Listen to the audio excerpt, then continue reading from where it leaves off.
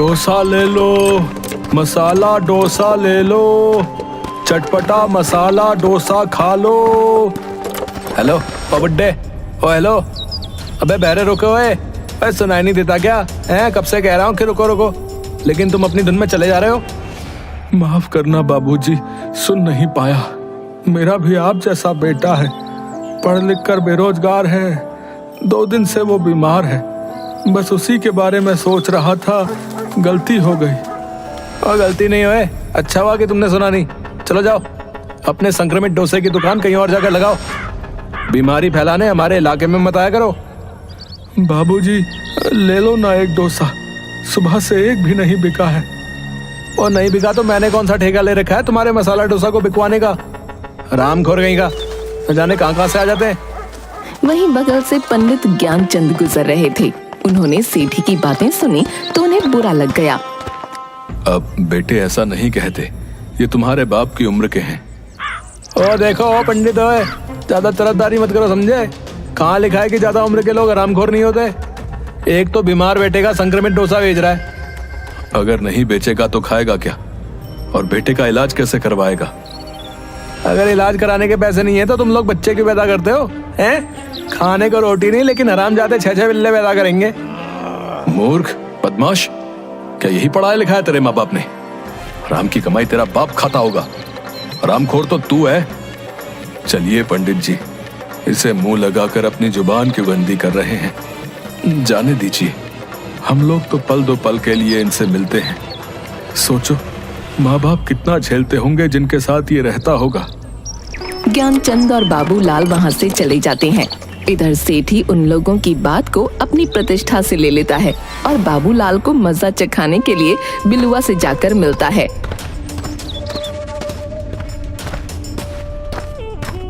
समझ गया ना क्या करना है? अरे सेठ, समझ गया। मैं बाबूलाल का वो हाल करूंगा कि जब भी वो तुम्हें देखेगा ना, उसकी नजर जमीन पे ही होगी। ठीक है, ये लो 5000 रुपए एडवांस, और 5000 रुपए काम होने के बाद मिल जाएंगे। अगले दिन जैसे ही बाबूलाल अपना ठेला लेकर मसाला डोसा बेचने निकलता है, सुनसान गली में सेठी के इशारे पर बिलुआ और 2-3 लड़के मिलकर बाबूलाल को पीछे से कंबल ओढ़ा देते हैं और डंडे, लाठी, लात घूंसों से उसको बहुत पीटते हैं और अधमरी हालत में छोड़कर चले जाते हैं। अरे बिलुआ, चल छोड़ दे अब, नहीं तो कहीं टपक गया तो पुलिस केस हो जाएगा। चल भाग, लगता है कोई आ रहा है। बाबूलाल वहीं पड़ा कराह रहा था, तभी उधर से ज्ञानचंद आ रहा था। अरे बाबूलाल, तेरी ये हालत किसने की? क्या हो गया तुझे? यूं सड़क पर क्यों पड़ा है? पंडित जी, उन्होंने बहुत मारा, अब मैं नहीं बचूंगा। मेरे परिवार का क्या होगा? कुछ नहीं होगा बाबूलाल, धैर्य रख, तुम्हें कुछ नहीं होगा। बाबूलाल बेहोश हो जाता है। ज्ञानचंद किसी तरह बाबूलाल को अस्पताल ले जाता है। अस्पताल में बाबूलाल का परिवार पहुंचा होता है।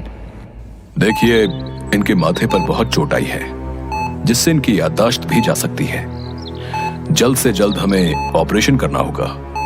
इसके लिए जरूरी पैसे जितना जल्दी हो सके आप काउंटर पर जमा करवा दें। वैसे तो मुझे पता है कि एक गरीब आदमी के घर दाल रोटी भी पूरी नहीं रहती, पैसे तो दूर की बात है।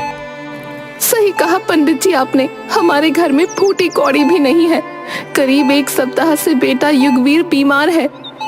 हाँ पंडित चाचा, भैया तो कमजोरी के कारण आज भी घर में गिर पड़ा था। मेरे पास भी पैसे नहीं जिससे मैं मदद कर सकता। डॉक्टर साहब, आप ऑपरेशन की तैयारी कीजिए, मैं पैसों का इंतजाम करके लौटता हूँ। भैया आप कहाँ जाओगे? आप तो खुद बीमार हो। हाँ बेटा, मधु सही कह रही है, आज तू घर में गिर पड़ा। तू रुक, मैं कहीं ना कहीं से पैसों का इंतजाम करती हूँ। निर्मला के निकलने के कुछ देर बाद युगवीर भी वहाँ से निकलकर पैसों का इंतजाम करने चल देता है। निर्मला सेठ करोड़ी मल के पास पहुँचती है। देखो सेठ जी, मैं आपके द्वार पर पहली बार आई हूँ। आंचल फैलाकर अपने पति के इलाज के लिए पैसा मांगती हूँ, जितना जल्द होगा लौटा दूंगी। देखो निर्मला, आज ही हमने एक जमीन की रजिस्ट्री करवाई है। ओह हे भगवान, अब मैं क्या करूं, कहाँ जाऊं? तुम कहो तो मैं अपने मित्र से बात करके पैसे दिलवा दूंगा, लेकिन इसके बदले तुम्हें मकान के कागज देने होंगे। नहीं, मकान हमारे पूर्वजों की एकमात्र निशानी है। ठीक है, तो पैसों का इंतजाम और कहीं से कर लो। ठीक है, जब घर वाला ही नहीं रहेगा तो घर को रख कर क्या होगा। मैं मकान को गिरवी रखने को तैयार हूँ, मुझे पैसे ला कर दीजिए। उधर युगवीर अस्पताल से निकलकर कुछ दूर गया ही था कि वो फिर से गिर पड़ता है। अस्पताल के स्टाफ के लोग उसे पकड़कर अस्पताल में भर्ती करवा देते हैं। निर्मला सेठ से पैसा लेकर सीधा अस्पताल पहुंचती है। दोनों के इलाज में लगभग सारे पैसे खर्च हो जाते हैं। बचे हुए पैसों से 1 महीना घर जैसे तैसे चलता है। अरे युगवीर, पिताजी कैसे हैं? बहुत सुधार है, बस थोड़ी सी कमजोरी है। तभी निर्मला आकर बोलती है, अरे पंडित जी, घर के अंदर आइए ना। बाहर से हालचाल पूछ यूं ही चले जा रहे हैं। आपसे मिलकर उन्हें भी मन लग जाएगा। दिन भर बिस्तर पर पड़े पड़े जाने क्या सोचते रहते हैं। मधु, पंडित जी के लिए जरा चाय तो बना कर लाना। कैसे हो बाबूलाल? अब तबीयत कैसी है तुम्हारी? ठीक है पंडित जी, सब आपकी कृपा है। बस तुम चिंता क्यों करते रहते हो? भगवान सब ठीक कर देंगे। चिंता कैसे न करूं पंडित जी, विवाह योग्य जवान बेटी घर में बैठी है। युगवीर पढ़ लिख कर भी बेरोजगार घर में पड़ा है। मेरी हालत तो बिलवा और सेठी ने मिलकर ऐसी कर दी है कि किसी काम का ना रहा। क्या कहा? सेठी और बिलवा ने मिलकर आप पर हमला किया? मैंने उन दोनों को मसा ना चखाया तो मेरा नाम भी युगवीर नहीं। बेटा, जाने दे, हम लोग गरीब हैं, घर में रोटी कैसे बनेगी, इसके अलावा कुछ नहीं सोचते। हाँ बेटा, अब घर की सारी जिम्मेदारी तुम ही पर है। घर भी गिरवी से छुड़ाना है। अब ठीक है बेटा, अब मैं चलता हूँ, मुझे एक पूजा करवानी है। पंडित जी के जाने के बाद, क्यों नहीं मधु, तुमने पंडित जी को चाय क्यों नहीं दी? माँ, एक भी चम्मच चीनी नहीं है घर में। ओह हे भगवान, इतनी दरिद्रता किसी को ना दिखाना कि घर में पंडित जी को एक कप चाय तक देना नसीब ना हो। तभी सेठ करोड़ीमल अपने लठैतों के साथ वहां आता है। चलो निर्मला, 1 महीने से ज्यादा हो गया, अब मैं बर्दाश्त नहीं कर सकता। निकलो घर से और चाबी लाओ घर की। घर की चाबी? और तुम्हें क्यों दूं? क्योंकि अब यह घर मेरा है। तुमने जो बाबूलाल के इलाज के लिए घर भेज दिया था, वो याद नहीं क्या है? ये देखो उसके कागज। अरे चलो भाइयों, अपने अपने काम पर लग जाओ। सारा सामान बाहर निकाल कर ताला लगाओ जल्दी। कमीने, तुझे कीड़े पड़ेंगे। गिरवी के नाम पर पूरा मकान लिखवा लिया। याद रख करोड़ीमल, ऊपर वाला सब देख रहा है। करोड़ीमल सारा सामान घर के बाहर फेंकवा कर घर में ताला लगा देता है। बाबूलाल का परिवार जैसे तैसे ज्ञानचंद के मकान में शरण लेते हैं। युगवीर बाबूलाल वाला ठेला ठीक करवा कर मसाला डोसा अपने नए अंदाज में बेचना चालू कर देता है। भैया आओ, भाभी आओ, चाचा के संग चाची आओ, मौसी और मौसा आओ, दुनिया का बेस्ट मसाला डोसा खाओ। दिन भर में मात्र 3 डोसे बिकते हैं। रात को लौटते समय युगवीर बरगद के पेड़ के नीचे ठेला लगाकर निराश मन से सोचता है, हे भगवान, अब क्या करूं? इतनी मेहनत के बाद मात्र 3 डोसे बिके। राशन वाले का कर्ज हो गया अलग से। बाप अपाहिज पड़ा है, बहन भी शादी लायक है, घर बार बिक चुके हैं। मैं हट्टा कट्टा होकर भी कुछ नहीं कर सकता। मुझे मर जाना चाहिए। इतने में युगवीर बांसी लगाने जा रहा था। तभी उस पर रहने वाला गधैया भूत युगवीर से बोला, मूर्ख मत बन युगवीर, क्या इससे तुम्हारा परिवार खुशहाल हो जाएगा? कौन है? सामने क्यों नहीं आते? मैं हूं गधैया भूत। इतनी जल्दी हार मान गए? सोचो, तुम्हारे पिताजी ने 20 साल से न जाने कितने दुख झेलकर तुम्हें पढ़ाया लिखाया। देखो युगवीर, मैं एक मस्त मौला भूत हूं। तुम अच्छे इंसान हो, इसलिए मैं तुम्हारी मदद करूंगा। मैं क्या करूं? पूरी मेहनत और लगन से डोसा बेचने निकला, लेकिन मात्र 3 डोसे बिके। मुझे पता है। ये लो, ये जादुई कड़ी के पत्ते कल से अपने डोसे और सांभर में डाल देना, फिर देखो गधैया का कमाल। जाओ जाओ, अब मेरा आराम करने का वक्त है। अरे वाह, क्या सच में भूत भाई? अगर ऐसा हुआ तो मेरी सारी परेशानियां दूर हो जाएंगी। जय गधैया भूत की। युगवीर कड़ी के पत्ते लेकर वहां से चला जाता है और दूसरे दिन अपने डोसे और सांभर में कड़ी के पत्ते डालकर बेचने निकलता है। बन गया आज सारा माल। खुशबू तो लाजवाब आ रही है, थोड़ा चक्कर देखता हूँ। तभी थोड़ा सा सांभर कटोरी में लेकर चखता है। अरे बाप रे, इतना ज्यादा टेस्टी सांभर कैसे बन गया? वाह वाह, मजा ही आ जाएगा।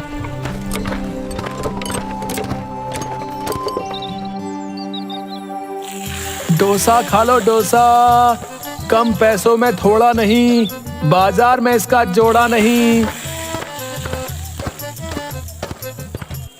भाई बहुत भूख लगी है, एक डोसा तो देना।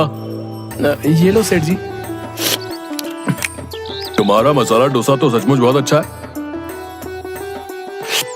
ऐसा करो, 2 डोसे और पैक कर दो भाई। तभी वहां सेठ धनीराम और व्यापारी मंगत लाल पहुंचते हैं। क्या करोड़ी, अकेले अकेले खाकर चुपचाप भाभी के लिए पैक करवा कर चल दिए? करोड़ी का दिल कितना बड़ा है, तुमसे थोड़े ही ना छुपा है धनीराम। वैसी बात नहीं है मंगतलाल, मैंने आज तक इतना टेस्टी मसाला डोसा नहीं खाया। डोसा वाले भाई, हम दोनों को भी मसाला डोसा खिलाओ। आज पहली बार है जब करोड़ी किसी की बड़ाई कर रहा है। जी सेठ जी, अभी बना देता हूँ। भाई सचमुच बहुत ही लजीज मसाला डोसा है, मेरे लिए 6 मसाला डोसा पैक कर दो। भैया मतलब क्या कहूँ, हा हा हा, शब्द नहीं मिल रहे। पहले तो तू 2-2 और डोसे मेरी ओर से सभी को खिला, और फिर उसके बाद 10 डोसे पैक कर दे। युगवीर का तुकबंदी में डोसा बेचने का अंदाज और डोसे का स्वाद जल्द ही पूरे गांव में फेमस हो जाता है। दूर दूर से लोग उसका मसाला डोसा खाने के लिए आने लगते हैं। कुछ ही दिनों में युगवीर शहर में जाकर एक मसाला डोसे की दुकान खोल लेता है। उधर डाकू चंपत सिंह के अड्डे पर जगीरा, हमारे सारे हथियार पुराने हो चुके हैं, घोड़े भी बूढ़े हो चुके हैं। इन सभी को बदलने के लिए बहुत धन की जरूरत है। गांव के सभी धनी व्यक्तियों की लिस्ट बनाओ, हम आज रात टाका डालेंगे। जी सरदार, सेठों की लिस्ट में सबसे ऊपर करोड़ी मल का नाम है। सुना है अभी उसके बाद बहुत पैसे हैं। कोई बहुत बड़ा कारखाना शुरू करने के लिए कई बैंक और पूंजीपतियों से कर्ज ले रखा है। तब तो ठीक है, हमारी सारी जरूरत के पैसे एक ही जगह मिल जाएंगे। आज रात उसके घर पर हमला करके सारी संपत्ति लूट लेनी है।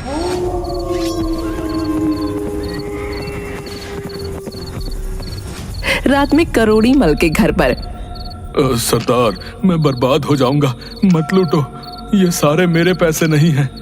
तुम्हें अगर हफ्ता चाहिए तो मैं खुद पहुंचा दूंगा।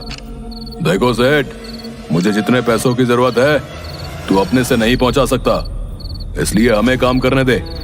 जगीरा, एक एक ईंट तक ले लो। कल अगर पैसा घटा तो मुझसे नहीं कहना। उस्ताद आप चिंता मत करो, एक चम्मच तक नहीं छूटेगी। लूट की खबर फैलते ही करोड़ी मल को कर्ज देने वाले उसकी सारी संपत्ति को नीलाम कर अपना कर्ज वसूल लेते हैं। युगवीर अपना घर भी उस नीलामी में 2 गुने दाम पर खरीद लेता है। करोड़ी मल का पूरा परिवार पाई पाई को मोहताज हो जाता है। उधर शहर में एक दिन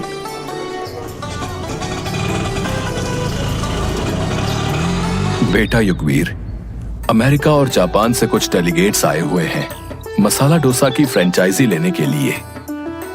ठीक है चाचा, उनसे मिल लेंगे। पहले मधु की शादी के लिए डायमंड मर्चेंट से मिलकर शादी फाइनल कर लेते हैं। लड़का बहुत अच्छा है। आओ बैठो गाड़ी में, आप भी चलो। माँ पिताजी वहां पहुंचे हुए हैं। अब एक बात और कहनी थी, हमने वेटर के लिए जो वैकेंसी निकाली थी उसमें करोड़ीमल और उसके बेटे सेठी का भी सीवी आया हुआ है। उन्हें क्या करना है? उन्हें अपने रेस्टोरेंट में नहीं रखकर बगल वाले रेस्टोरेंट में रखवा दीजिए, क्योंकि हमारे यहां काम करके वो लोग हमेशा अपनी लाचारी पर रोते रहेंगे, जो मैं नहीं चाहता। वाह युगवीर, तुमसे मुझे यही उम्मीद थी। बड़ा वही होता है जो बड़प्पन दिखाकर किसी को माफ कर दे। तुमने तो उससे भी आगे बढ़कर उन्हें नौकरी दे दी।